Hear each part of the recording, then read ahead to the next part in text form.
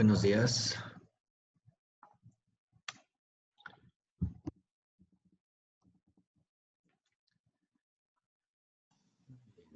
Bueno, vamos a terminarlo el trigémino. Ayer nos quedamos, si más no recuerdo, en esta presentación. Aquí está.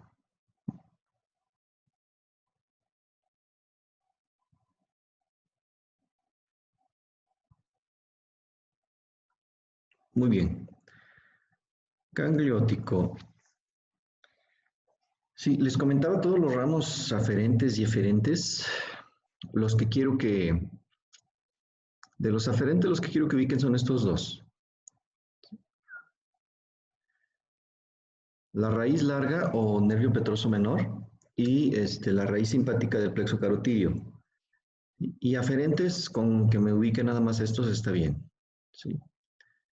Ramo anastomótico para el aurículo temporal destinado a la glándula parótida. ¿Sí? Estos no me interesa tanto que los ubiquen. ¿Sí? Estos dos y este son los importantes para que comprendan la vía funcional de la glándula parótida. Ok, ayer veíamos esta imagen. ¿Sí? Estos son ramos del tronco posterior. Esta es la raíz motora, la raíz sensitiva más amplia, la raíz motora, que a nivel del agujero oval se fusiona ya con la raíz sensitiva para salir juntos emerger juntos por el agujero oval. Sí, y sus diferentes ramos, el tronco común, que viene siendo varios ramos, sí, el ramo meningio recurrente, este es el nervio petroso menor o raíz larga, este de aquí. Este es para el músculo del tensor del tímpano, ¿sí? Para el pterigoide interno y este para el tensor del velo del paladar. Gangliótico, ¿sí? Aquí obviamente debe haber ramos anastomóticos para el aurículo temporal. El aurículo temporal es muy característico, ¿sí? Su ojal, su bucle, ¿sí? Se dirige hacia atrás y llegando a nivel del cuello del cóndilo, asciende hasta llegar a la región temporal. Este es el nervio dentario inferior,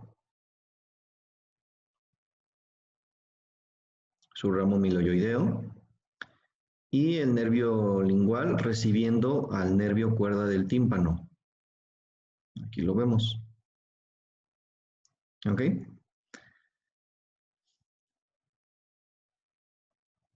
Otra imagen, aquí se ven más ramos. ¿Sí? El aurículo temporal, vean su característico. Aquí se ha disecado lo que es la rama mandibular. El aurículo temporal es bien característico, es muy fácil ubicarlo. ¿Sí? Asciende hasta llegar a la región temporal. Tiene varios ramos, ramos articulares, ramos para el conducto auditivo externo, ramos para el pabellón auricular y ramos parotidios para la inervación de la parótida. Este es el témporo masseterino del tronco anterior. Y aquí se divide en nervio massetérico o masseterino y el nervio temporal profundo posterior. Temporal profundo medio. Y este es el témporo bucal. ¿Sí?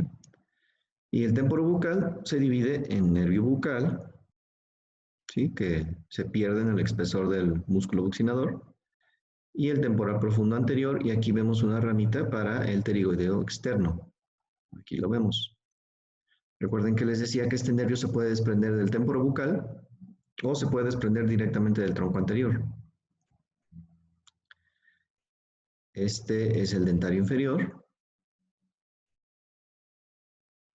su ramo miloioideo. Este es el lingual, aquí está recibiendo al cuerda del tímpano, aquí se alcanza a ver un poquito, aquí en esta zona. ¿Sí? Desciende, describe una concavidad hacia anterior. Aquí está el ganglio submandibular, ramos anastomóticos para este ganglio, y de aquí van a salir ramos eferentes para la glándula submandibular y darle su inervación funcional. Y lo mismo va a ocurrir un poquito más adelante, más o menos a este nivel. Aquí va a haber otro ganglio, el ganglio sublingual. Y aquí, para dar inervación a la glándula sublingual. ¿Sí? ¿Alguna duda de trigémino?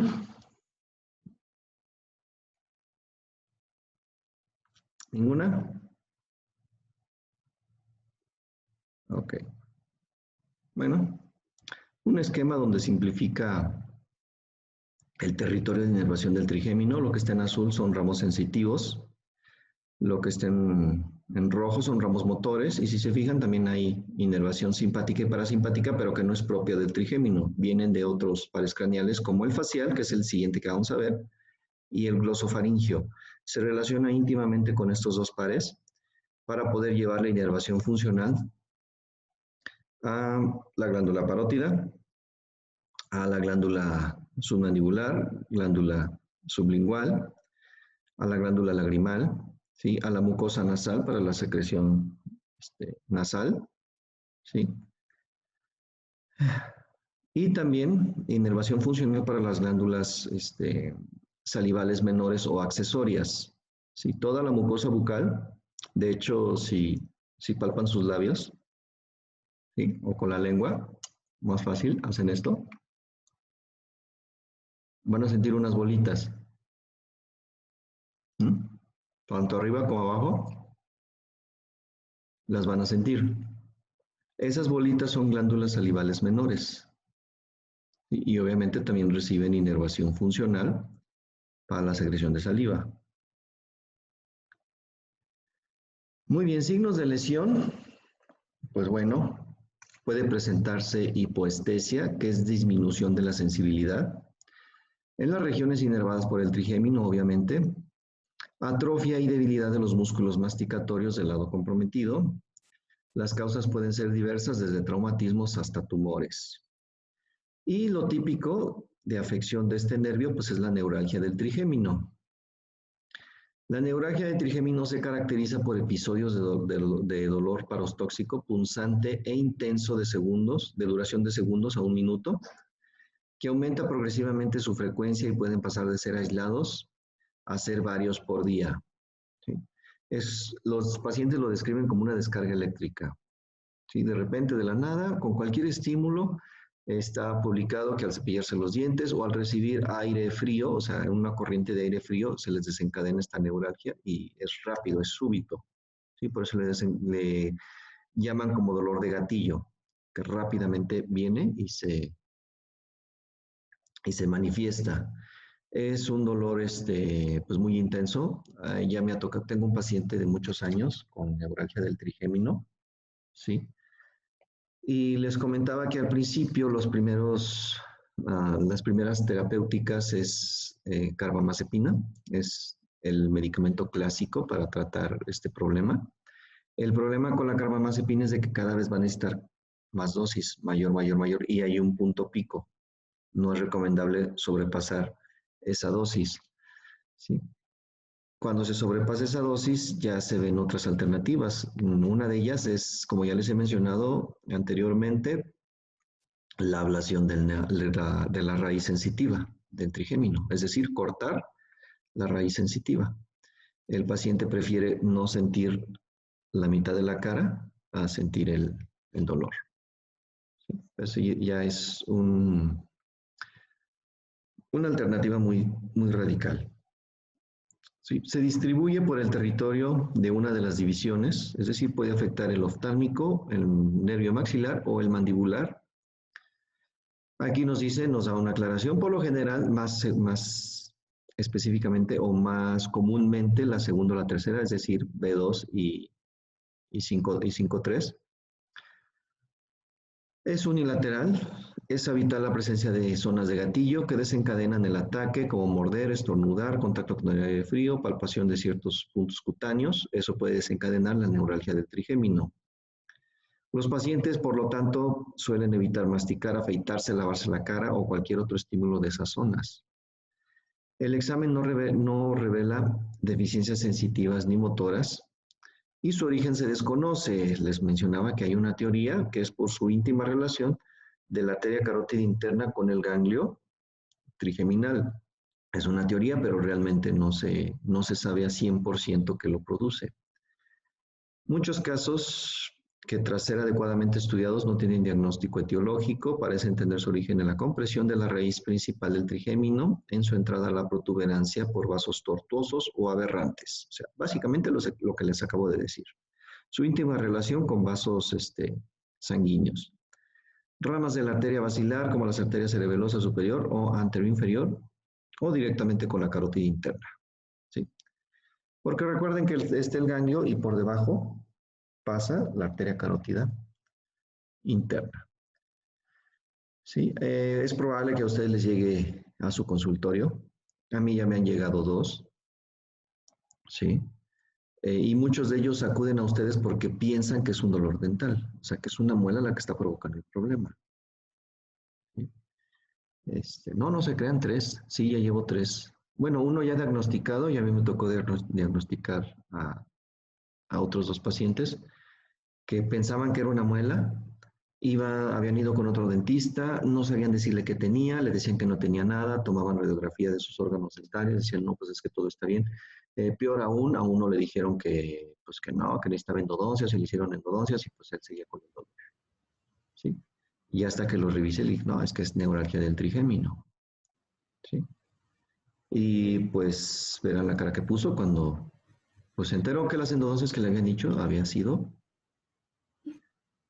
este, por nada.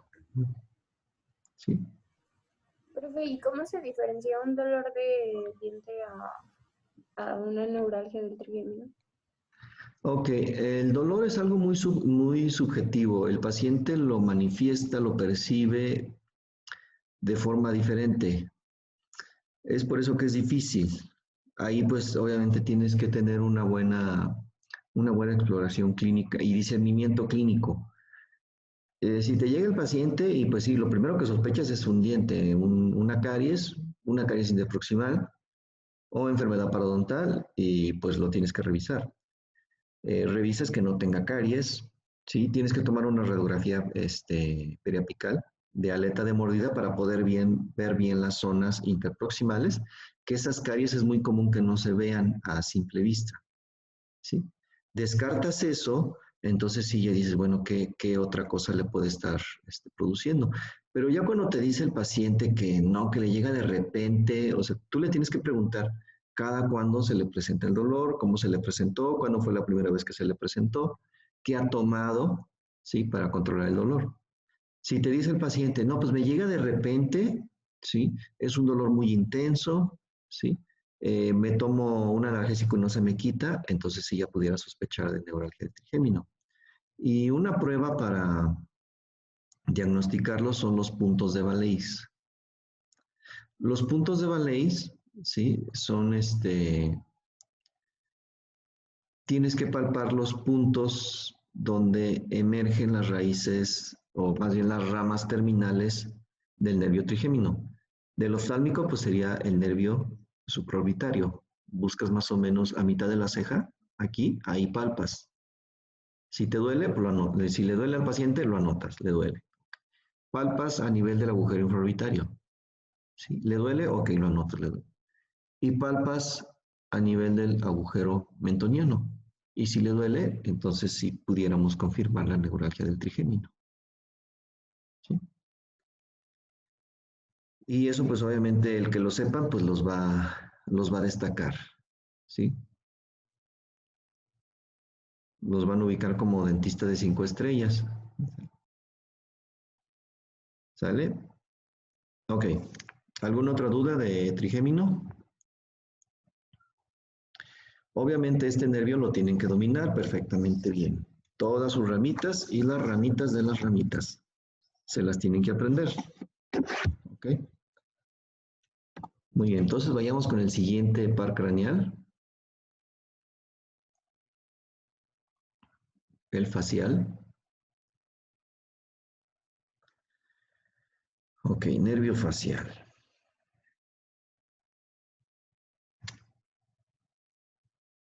Muy bien. El nervio facial es un nervio mixto, ¿sí? Compuesto por fibras motoras, que es, digamos, su principal función, es principalmente un par craneal motor, ¿sí? También conduce fibras vegetativas, fibras de sensibilidad especial para el gusto, obviamente, y fibras sensitivas generales. Su territorio sensitivo es muy limitado, es muy poquito, ¿sí? Eh, Creo que se los he mencionado varias veces. Yo cuando estudié topográfica, a mí no me explicaron esto, ¿sí? De hecho, lo vimos mucho, muy superficial. Creo que el nervio facial lo vimos en 20 minutos, ¿sí? No lo vimos en la profundidad de vida. A mí me dio un médico general y obviamente no lo hizo con mala intención de dármelo, digamos, pues, tan parco, tan corto, sino que él a su consideración, pues decía que pues a lo mejor no era necesario profundizar tanto, pero pues sí es importante, ¿sí? Porque lo que más van a aplicar de todo este curso en clínica va a ser precisamente neuro, es lo que más van a aplicar, ¿sí? Vasos sanguíneos, pues obviamente deben saber que nutre, que irriga, pero ustedes no van a batallar con vasos sanguíneos, a menos de que sean cirujanos. Ahí sí, pues ya tienen que tener un mejor conocimiento, ¿sí? Pues de músculos, pues saber de dónde a dónde van mínimo y su función. Eso lo van a aplicar para clínica de oclusión. Sí, la articulación temporomandibular, pues eso también deben saber cómo está compuesta. Pero fuera de eso, aunque estudies sendo, estudies ortodoncia, o sea, a cualquier especialidad que escojas, neuro es la que más van a ver, ¿sí? Y a lo que voy es de que, como ya les mencioné en clases pasadas, que esta parte de la cara, la mitad del músculo macetero, aquí, y luego descendiendo y la parte más inferior de la cara, aquí, va a estar inervada por el plexo cervical, ¿sí? A mí nunca me lo explicaron, nunca me dijeron que los ramos del plexo cervical llegaban hasta acá, ¿sí? Y cuando había comunicaciones aberrantes con este plexo, sobre todo en cirugía, pasaba mucho en clínica, que uno anestesiaba el dentario, anestesiaba el lingual, y el paciente se seguía manifestando sensibilidad, seguía manifestándolo, es que me duele, es que me duele, es que me duele. Y uno se quedaba, ah, caray, pues ¿qué será? ¿No? O sea, ¿por qué le duele? Y lo que uno hace, pues, es hacer técnica inundativa, o sea, agarra una jeringa y pues se pone a picarle por todos lados ahí hasta que el paciente dejara de quejarse, ¿sí? Esto pues obviamente no es correcto, pero era lo que teníamos en ese entonces, ¿sí? Y en nuestro limitado bagaje de anatomía topográfica, nosotros decíamos, bueno, es que ha de ser el facial. Sí, a nosotros nos explicaron, no, sí, el nervio facial de la región parotidia desprende sus ramos terminales, así, de esta forma, ¿sí? Pero son ramos motores, ¿sí? No son ramos sensitivos. Entonces, ¿qué carajo tiene que andar haciendo el facial en esa zona de sensibilidad? Más bien es el plexo cervical, ¿sí? El único territorio sensitivo del nervio facial es esta parte, es lo único. Y un poquito adentro del conducto auditivo externo. Eso es su único territorio sensitivo. Aquí como vemos en esta imagen. Lo que está en amarillo son ramos motores. Lo que está en verde es sensibilidad especial para el sentido del gusto de los dos tercios anteriores de la lengua. Las fibras naranjas son fibras vegetativas y lo azul es la sensibilidad general. Vean, es muy limitado. Solamente esta zona. ¿Ok? Componente funcional, ahora sí vamos a ver cuántas fibras y qué tipo de fibras tiene. Tiene aferentes somáticas generales para la sensibilidad de parte de piel del pabellón auricular, no de todo. El pabellón auricular va a estar inervado por el facial, por el aurículo temporal, rama del nervio mandibular, y por el plexo cervical. Y más adentro, por el vago, ¿sí? O sea, son cuatro pares craneales, son cuatro nervios los que intervienen en la inervación del pabellón. El facial, el trigémino, el vago y el plexo cervical. ¿Sí? Fibras aferentes viscerales especiales para el sentido especial del gusto, para la parte anterior de la lengua. ¿Sí? Fibras viscerales generales estas son funcionales, obviamente, para vegetativas, secreción para glándulas salivales, lagrimales y secreción nasal. ¿Sí? Y fibras EVE, eferentes viscerales especiales, motor para los músculos de la expresión facial. ¿Ok? Origen real y aparente. Origen real, las fibras motoras nacen del núcleo del nervio facial, ubicado en la sustancia gris reticular del puente. Ok, esto lo deben saber más ustedes que yo. Fibras vegetativas, núcleos parasimpáticos del nervio facial o núcleo salival superior. Hay un núcleo salival superior y hay un núcleo salival inferior. ¿Sí? Sí lo vieron en neuro, ¿verdad?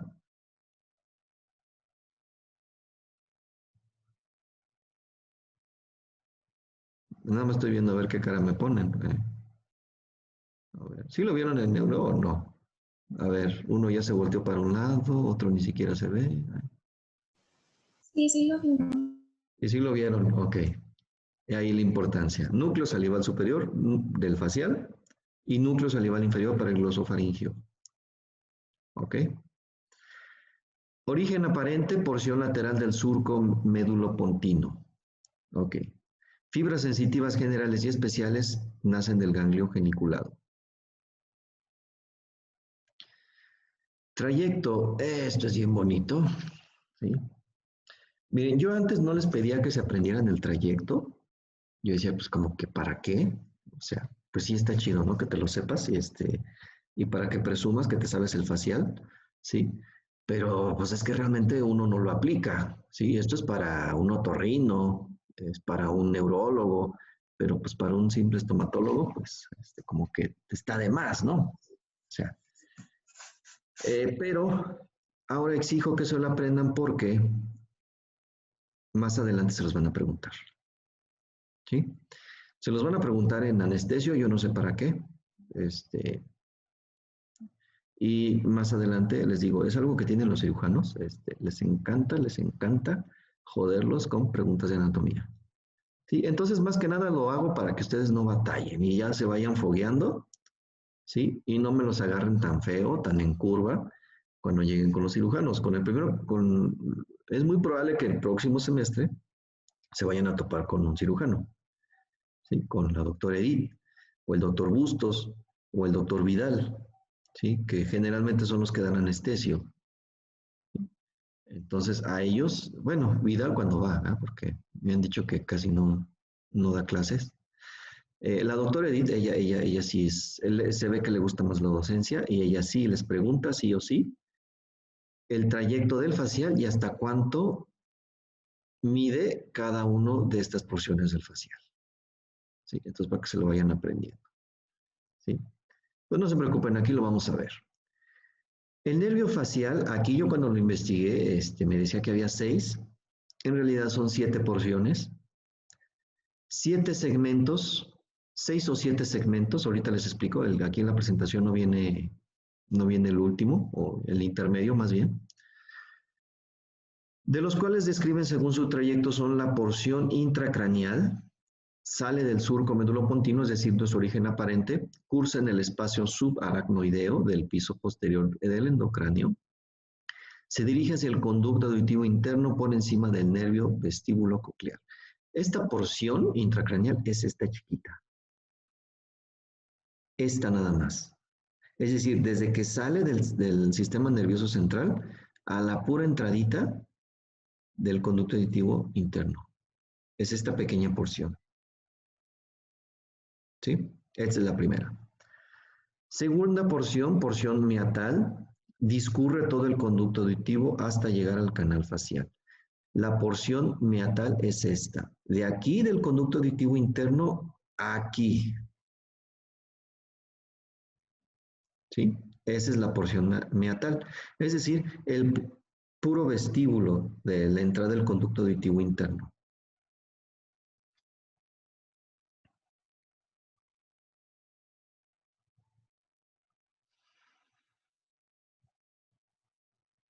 ¿sí? Porción intracraneal y porción meatal. Hasta aquí. Ok, siguiente. Porción laberíntica. Aquí sí ya nos habla de dimensiones. Mide de 3 a 4 milímetros. La porción laberíntica es esta, de aquí a acá. Laberíntica por esto, por la cóclea y el vestíbulo, que asemeja a un laberinto, por eso recibe ese nombre, porción laberíntica. De aquí hasta el ganglio geniculado. Ok, pasa por encima de la cóclea y el vestíbulo hasta alcanzar el ganglio geniculado. A esta porción se le conoce como rodilla del facial. Esta es la rodilla del facial. ¿Sí? Y llega al ganglio geniculado.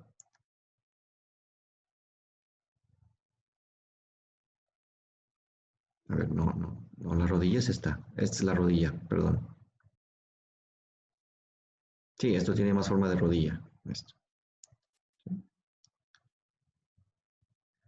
Ok, porción timpánica de aproximadamente 10 milímetros, dispuesto en un plano oblicuo casi paralelo al eje del peñasco, cursa por la pared medial del oído medio por encima de la ventana oval, termina a nivel del antro mastoideo donde se vuelve a doblar para formar un segundo codo. Vamos a buscarlo, aquí lo tenemos, esta es la porción timpánica, esta es la porción laberíntica, aquí está el vestíbulo, por aquí estaría la cóclea, se ha disecado, ¿sí? Aquí está el ganglio geniculado, ¿sí? Esta porción es la porción timpánica. Porción mastoidea es vertical, mide aproximadamente 15 milímetros, cursa por la pared posterior de la cavidad timpánica para salir por el agujero estilo mastoideo. Es decir, aquí, de aquí a acá. Es la porción más larga, mide 15, este 10 y esta de 3 a 4. ¿Ok? Aquí anótenlo, porque de la porción mastoidea no sigue la porción parotidia, sigue la porción estiloidea.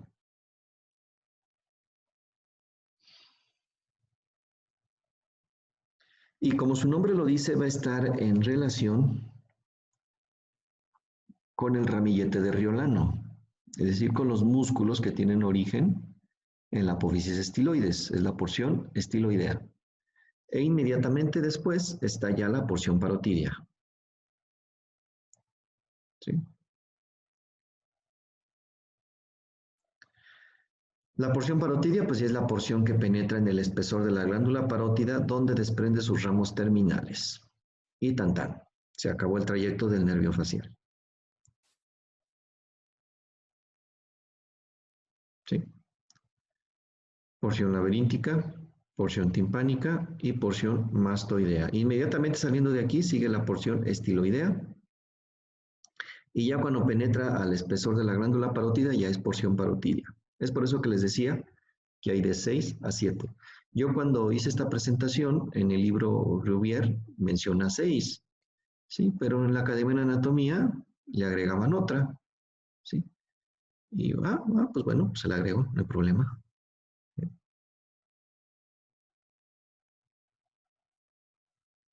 Ok, ahora los ramos.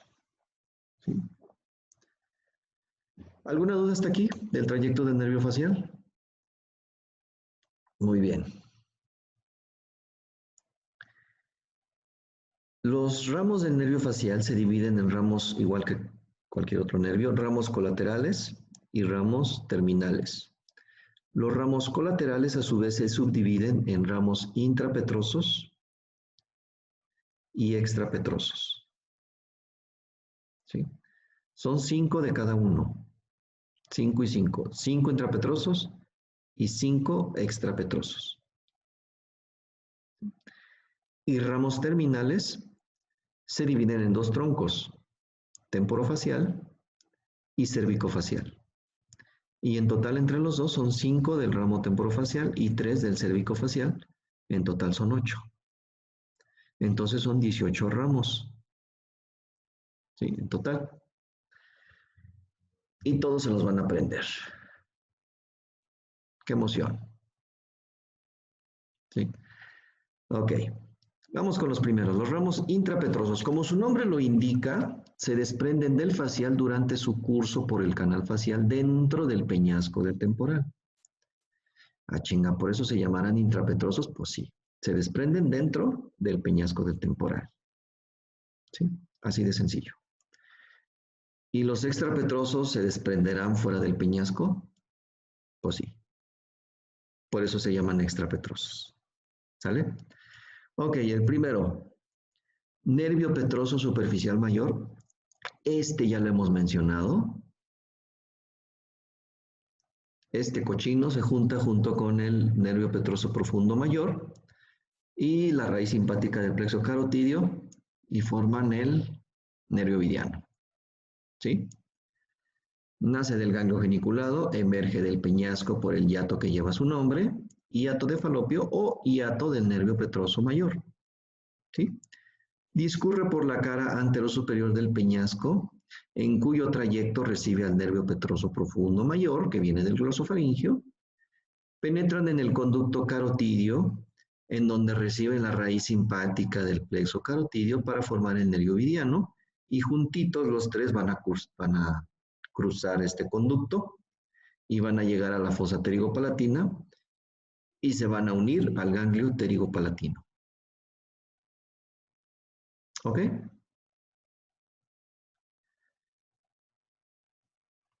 Nervio petroso superficial menor, descrito por Rubier como ramo comunicante del plexo timpánico, nace del ganglio geniculado y sale del peñasco por el hiato que lleva su nombre, es decir, hiato y surco del nervio petroso menor, o también llamado canaliculum innuminado de Arnold. ¿Sí? O recuerden que este no es constante y cuando no se presenta, pues sale por el hiato de falopio. ¿Sí? Recibe casi al emerger al nervio petroso profundo mayor del glosofaringio, formando la raíz larga del gangliótico. Esta es una descripción de Quirós, de la literatura clásica francesa. En la literatura anglosajona es simplemente nervio petroso menor. ¿Sí? Aquí está, aquí hago la aclaración. No se describe como tal la relación entre el nervio glosofaringio y facial. A la raíz larga del gangliótico se le describe únicamente como nervio petroso menor, el cual llega directamente al gangliótico para proporcionar inervación funcional a la glándula parótida. Y ya les he mencionado por dónde sale este. Tiene tres diferentes vías.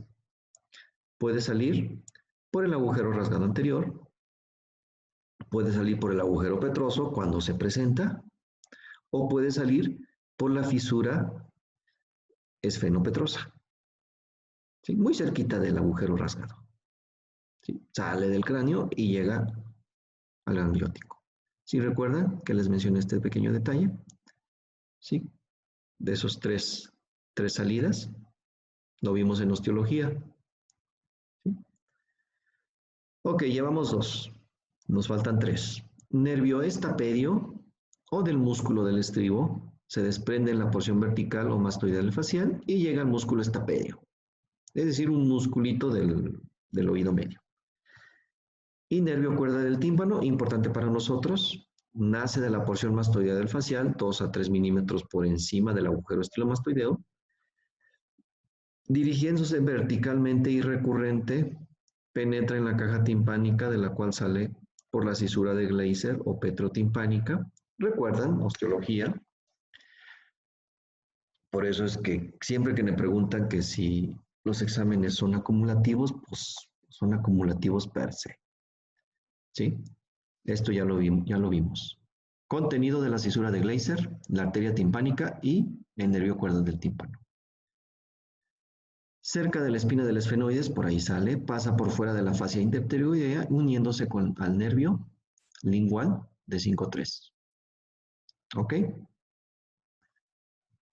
Y el último ramo intrapetroso es el ramo comunicante del nervio neumogástrico, o también conocido en el bajo mundo como nervio de Remsen-Hunt. ¿Sí? nace a 4 a 5 milímetros por encima del agujero estilomastoideo, discurre por un canal intrapetroso hasta llegar a la fosa yugular, en donde se une al ganglio superior del nervio vago. Ok. Con Irlanda, creo que ella les deja de cartel el síndrome de Reisen-Cohn. ¿Sí se los dejó a ustedes o no? ¿No? ¿No lo vieron? Ok. Aquí están los ramos intrapetrosos, ¿sí? Nervio estapedio, este es el nervio petroso superficial mayor. Aquí recibe la raíz simpática del plexo carotidio y aquí ya es nervio vidiano y aquí ya llega el ganglio pterigopalatino. Este es el nervio cuerda del tímpano. Se le dice cuerda porque precisamente hace esta curva y parece como si fuera una cuerda de saltar. Por eso se le llama cuerda del tímpano. Parece una cuerda y atraviesa el tímpano y por eso le pusieron cuerda del tímpano. ¿Sí? Y aquí ya se está uniendo con el nervio lingual. ¿Sí? Y ahorita vamos a ver estos de acá abajo. ¿Sí? Ahora, ramos extrapetrosos. Se desprenden al salir del facial por el agujero estilomastoideo. Obviamente, tienen que estar fuera del peñasco para que se llamen así. El primero es el ramo comunicante del glosofaringio. Denominada a esta unión, viene el facial, desprende este ramito y el glosofaringio también desprende otro ramito y se juntan y forman un asa. Y a esa asa se le llama asa de Haller. ¿Sí? Es inconstante, se desprende inferior al agujero estilomastoideo y termina en el ganglio inferior del glosofaringio. Nervio auricular posterior, este es un nervio motor, ¿sí? Rodea el vientre posterior del digástrico y después al borde anterior de la apófisis mastoides. Se anastomosa con el auricular mayor del plexo cervical. No se preocupen, ya les voy a presentar ¿sí? Más adelante. Inerva los músculos auricular posterior, auricular superior y el músculo occipital. ¿Sí? O sea, músculos de la expresión facial. El que sigue, nervio del músculo estiloioideo y vientre posterior del digástrico. Ustedes ya me han contestado muy bien cuando les pregunto quién inerva el vientre posterior del digástrico y todos me dicen que el facial, pues esta es la ramita. ¿Sí? El ramo para el músculo digástrico suele comunicarse con el glosofaringio. Esta es una descripción de Testi. Esta relación puede sustituir al asa de Haller cuando ésta no se encuentra. ¿Sí? Y por último, no se crean, nos falta otro. Ramo lingual es inconstante.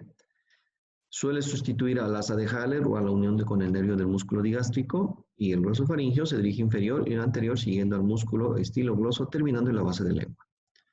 Ay, qué engorroso. Miren, cuando el nervio facial no se relaciona, siempre tiene que haber una relación entre el nervio facial y el glosofaringio. No sé por qué, no se sabe por qué, pero siempre tiene que haber una relación.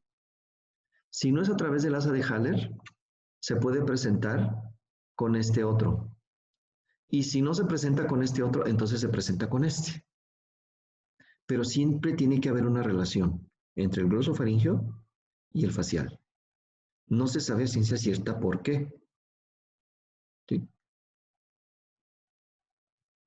Y el último, el ramo sensitivo del conducto auditivo externo. Este ramo, como aquí lo digo, merece mención especial ya que puede ser intra o extrapetroso. Es decir, en ocasiones se desprende dentro del canal facial, ya en su última porción, y en otros se puede ya desprender por fuera. Se desprende a la altura o un poco inferiormente al agujero estilomastoideo. Es por eso que algunos autores dicen no, es intrapetroso y otros dicen no, es extrapetroso.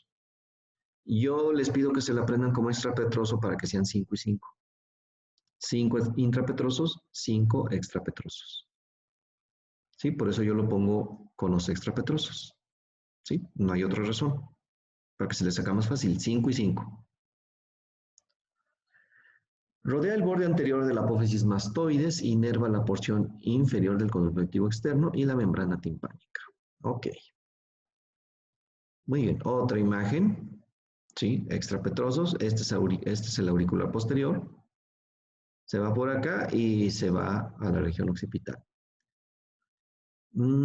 ¿Esta cuál viene siendo? Este es el asa de Haller, es el comunicante, viene baja, este es el glosofaringio y aquí se unen. Por aquí no se ve muy bien. Bueno, el néter, ahí sí se ve mejor el asa. Y este ramo, pues es obviamente el ramo para el vientre posterior del digástrico y el estilo yoideo. Ajá. Los ramos linguales, esos no los he visto representados en ningún atlas, de ningún autor lo he visto, nada más dicen que existen, que están por ahí. Y el ramo sensitivo del conductivo externo tampoco lo he visto representado.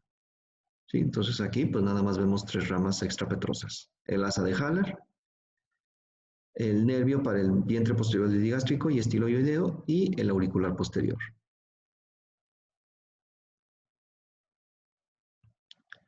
Ramos terminales. Ok, el nervio facial termina en 2 principales troncos nerviosos.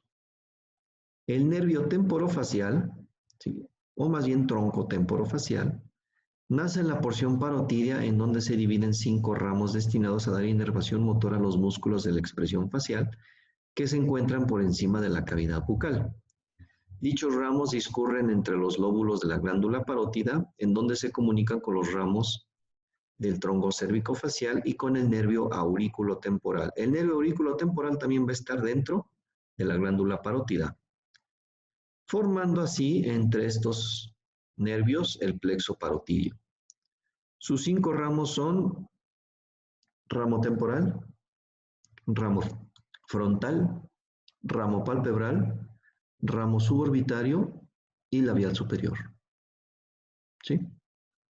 Ramo temporal inerva el músculo auricular anterior. Este está pues muy atrofiado, tanto el músculo como el nervio. ¿Sí? Es por eso que muchos autores, por ejemplo Netter y Moore, no lo toman en cuenta. Para ellos no existe, pero no, o sea, está ahí. ¿Sí? En algunas personas sí está desarrollado. ¿Sí? Pero como es tan, pero tan mísero el nervio y el músculo, muchos autores lo pasan por alto. Ramo frontal inerva el músculo frontal. Ramo palpebral inerva el músculo superciliar, prócer y orbicular de los párpados. El ramo suborbitario o cigomático, apréndanselo como suborbitario. ¿Sí? Como cigomático no, porque se pueden confundir con el nervio cigomático de 5-2. ¿Ok? Yo nada más aquí se los pongo por si leen algún libro y lo encuentren con este nombre. ¿Sí? Incluso he visto libros que lo describen como ramo infraorbitario. ¿Y con qué nervio se puede confundir? Pues con los ramos terminales de 5-2.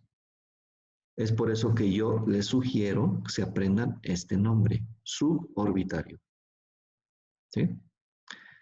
Inerva los músculos cigomáticos elevadores, transverso y mirtiforme. Bueno, aquí pongo que hay un error de Rubier. ¿Sí? La descripción es un poquito diferente. ¿Sí? Por si leen Rubier, si ven algún otro músculo de más, eso es un error ahí. ¿Sí? Y el ramo bucal superior o labial superior inerva al buccinador y al hemiorbicular superior. Sencillo, ¿no? Temporal, frontal, palpebral, suborbitario, labial o bucal superior. ¿Ok?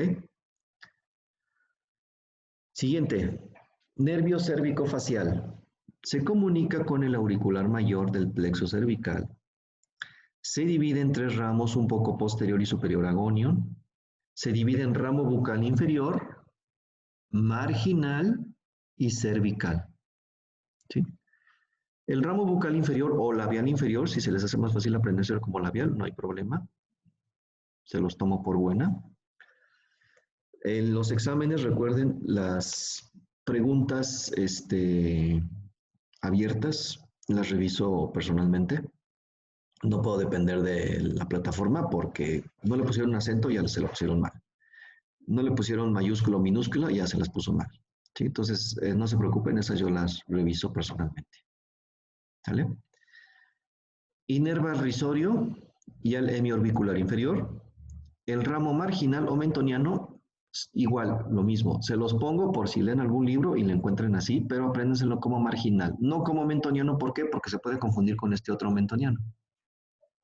El ramo terminal de dentario inferior. ¿Sí? Entonces, marginal. Se le llama marginal porque sigue el margen inferior de la mandíbula. Por eso se le llama marginal. ¿Sí? Este va a inervar al músculo triangular o depresor de la comisura, al cuadrado o depresor del labio y al mentoniano o borla del mentón.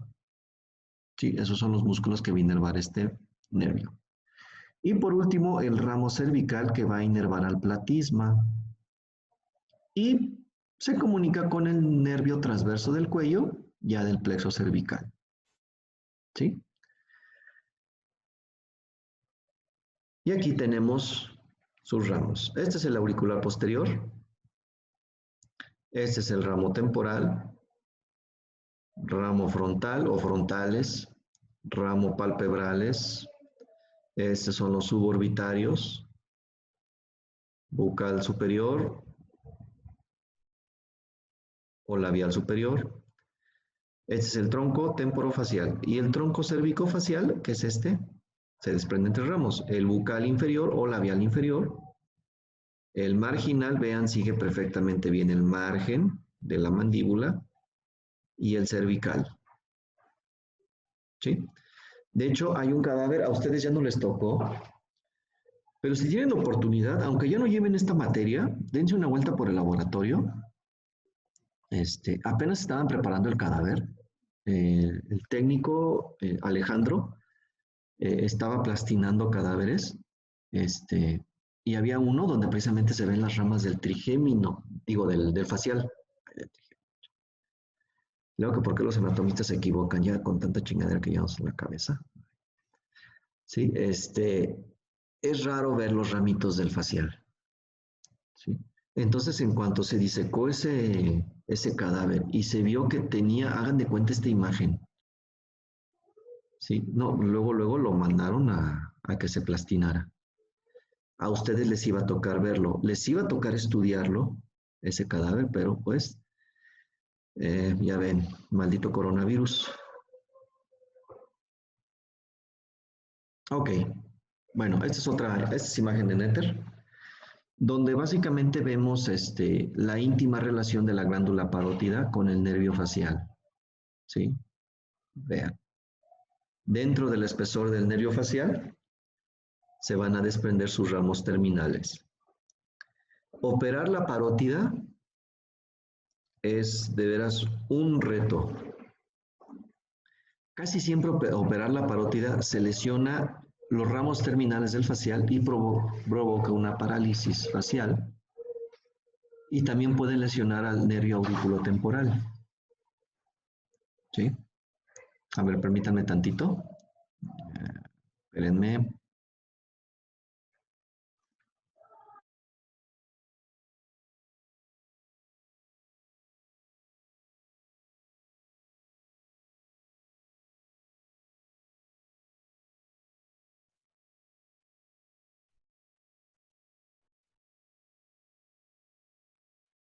Ok. ¿Sí? Entonces, operar esta glándula, disecarla, es muy complicado. ¿Sí? Y sí o sí, los nervios que pasan por ahí van a resultar dañados. Básicamente la prioridad del cirujano al operar una glándula parótida, al extirparla, pues son los vasos sanguíneos, ¿sí? Porque si se lesionan, pues ahí sí el paciente pues, se puede morir, ¿no? Se puede desangrar. En cambio, pues los nervios, pues obviamente lo ideal es de que también se conserve su integridad, pero es más difícil. La prioridad son los vasos sanguíneos que cruzan la glándula parótida. Ok, ahora vamos a mencionar lo que es el nervio intermedio o intermediario de Greensberg. que viene siendo nada más la raíz sensitiva del nervio facial. Es el nombre que recibe, vaya la redundancia, la raíz sensitiva del nervio facial es el encargado de llevar las fibras sensitivas aferentes somáticas generales y las fibras aferentes viscerales especiales al sistema nervioso central.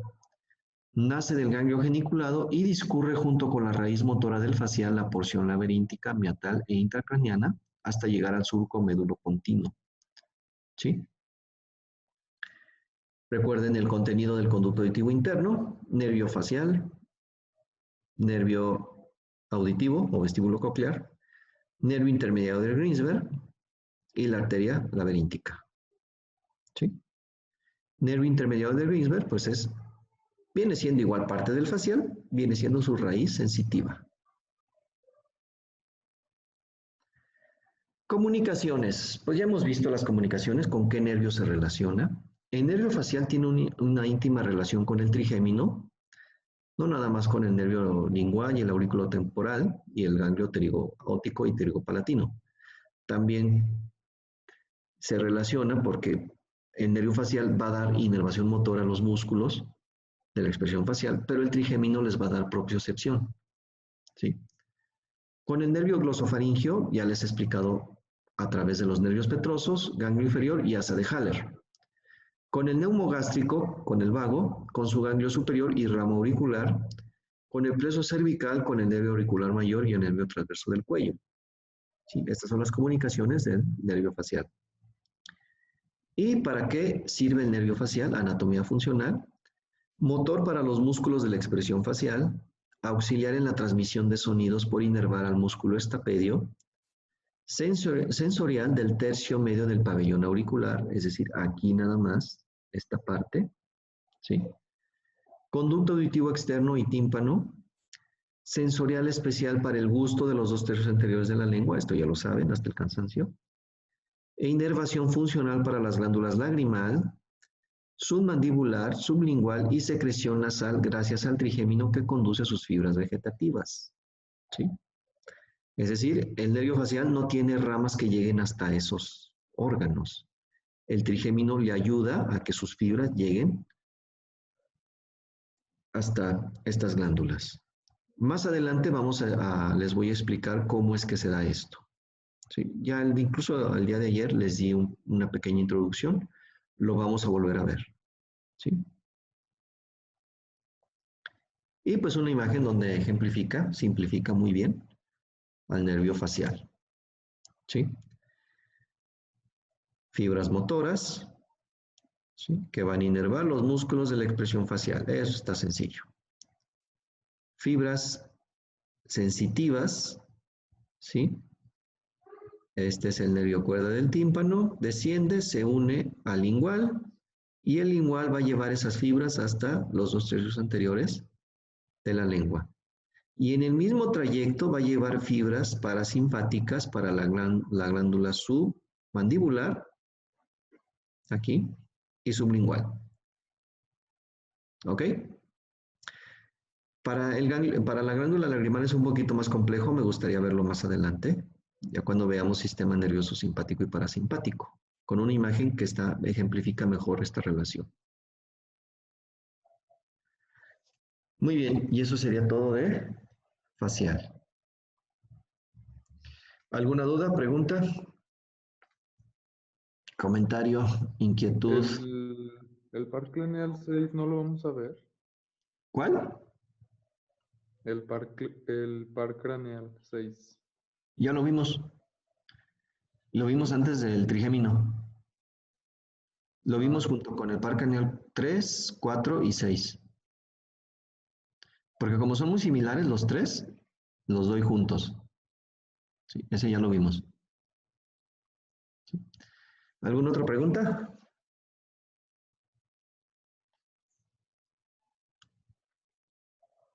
¿No? ¿Todo claro? Bueno. Entonces, pues hasta aquí le dejamos. Estoy pensando si darles clase mañana o no. ¿Ustedes qué dicen? ¿Les doy clase o no? Día libre, profe. Vamos un poquito adelantados. Descansito ya, profe. Ya hace falta, profe. Y para que estudien y se preparen para el jueves. ¿Sí? Ok. No, entonces yo creo que lo dejamos hasta aquí. Mañana, pues, sí, vamos a descansar mañana. ¿Sí? Vamos bien. Esta práctica de lo que hemos visto hasta ahorita la vamos a ver este viernes en 8. ¿Sí? La próxima semana vamos a ver lo que es glosofaringio, vago. Espérenme, no se acerca un día festivo. Todavía falta, ¿no?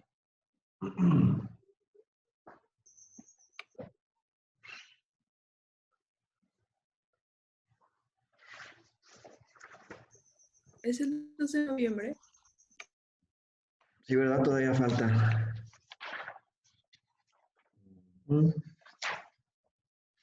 Ah, sí, mañana descansamos. Sí, entonces mañana no hay clase. ¿Sale? Entonces, para que descansen y aprovechen para estudiar para el segundo parcial. El segundo parcial es el más fácil. Es raro el que me lo reprueba. Espero que les vaya bien. Sí, es el salvavidas para muchos, el segundo. El tercero es pura neuro y sí se les complica. Antes lo veía todo junto, nada más hacía 3 exámenes teóricos, primero, segundo y final. Pero un semestre, una generación me sugirió hacer otro examen. ¿Sí? Entonces decidí meter 3, primero, segundo y tercer parcial y el final. ¿Sí? El primero pues ya lo hicieron, pura osteología, puro hueso, puro hueso, puro hueso. El segundo es músculos y vasos sanguíneos. El tercero es puro neuro, neuro, neuro, neuro. Y el final pues obviamente todo. ¿Sale? Bueno, entonces nos vemos hasta el Pero lunes. entonces no es acumulativo. ¿Perdón? ¿No es acumulativo? Es acumulativo per se. O sea, ¿qué quiere decir? Que para que usted entienda músculos y yo le pregunte de músculos, tiene que dominar osteología. Y así sucesivamente. El final son puras regiones, se integra todo, osteología, miología, angiología y neuro, se ve ya por regiones. Entonces es acumulativo per se. ¿Sí? ¿Sale? Bueno, pues entonces, mañana no hay clase. El jueves van a tener examen. Y nos vemos hasta el viernes. ¿Sale? Bueno, Gracias, profe. que tengan un bonito día. Hasta luego. Adiós. Gracias.